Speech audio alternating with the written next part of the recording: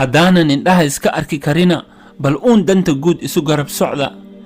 shacabka Soomaaliyeed waxaa lagu tilmaamaa shacab laab furan, caadifi ah, isbeddelkana aad ugu dhagan nugul hadday helaan garwadeen fiican.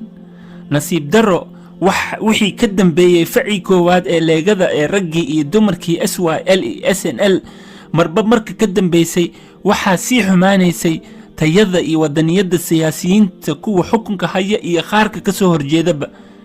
runtii waxaa batay dhaqan siyaasadeed ku dhisan kursi ilaashi, xadgudubka ah caburinta fakirka bulshada sida xorriyadda saxaafadda iyo ra'yiga. waxa ugu weyn maskaxdooda hogaaminayna wuxuu noqday qabyaalad hoosta ka nool iyo dan shakhsi ah oo wax kasta laga saraysiiyo. runtii ujeeddada daliilahan waa naga guubaabo iyo baraarujin. xaaladda dalka ee maanta yididiilo iyo saadaal fiican way jirtaa. shacabka Soomaaliyeed waa u bisil yahay isbeddel fiican, waxay kaliya u baahan yihiin horseed ducaysan oo danta u haga.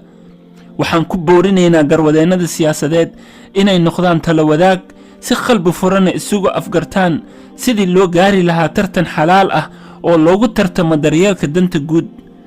fadlan isqanciya oo isu garaaba, khasab iyo yootan faa'iido ma leh. waxaa loo baahan yahay maskax furan oo fikirka dhinaca kale u furan, garnaqsi degan iyo miyir garaaba. mar walbana xusuusta halqabsigii ahaa, marba sidii loo jabaa loo dhutiyaa. ku dadaala inaad fahamtaan qolo walba waxay ka gocanayso iyo waxa ay ka baqayso, kadibna iska shaafiya meelahaas.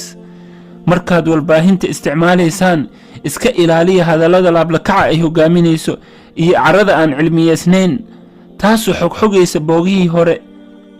hankiinu ha noqdo inaad taariikhda fiican aad ka gashaan dalkiina hooyo.